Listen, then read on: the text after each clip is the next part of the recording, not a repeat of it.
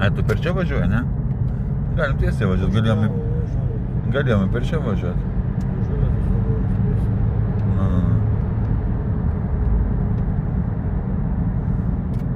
Viena eilė dabar, rikiuokis, o kaip tik žalia šviesa, gerai, išvažiuosim greičiau. Lauk nereikės. Nu, matai, pikas šioks toks yra rytais, kiek dabar valandų yra, tai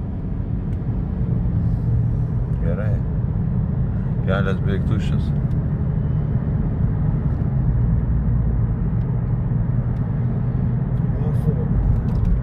Na taip. Mes kada važiavom, tada žiemos metu, tai žinai, buvo tas sniega daug, keliai buvo, žinai, blogi, šaltoka, tai tų mašinų buvo, žinai, dabar vasara, tai žinai, daugelis atostogauja, tai žinai, dabar geriau važiuoti yra.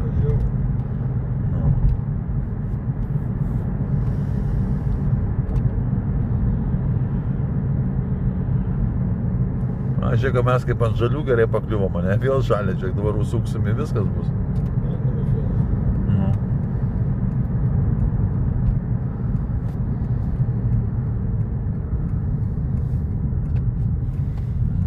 Oba, vien toj pusėje kas darosi. Nu, yra mašina. Tas kuris darbas.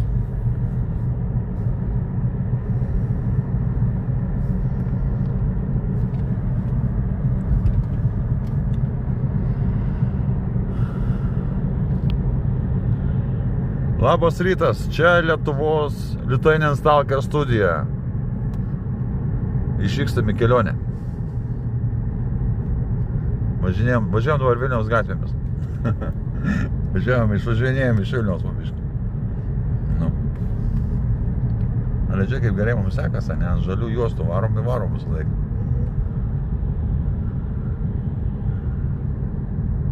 Nu čia matai, visą laiką tuo vietu tai pikas visą laiką yra. Čia, vienu žodžiu, šitose kapinėse, čia yra šituose, skaitosi Rasų, jo.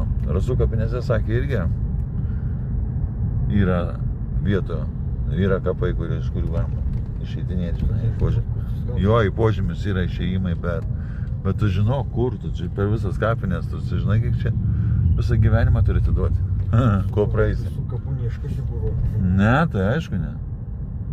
Čia be žodžių.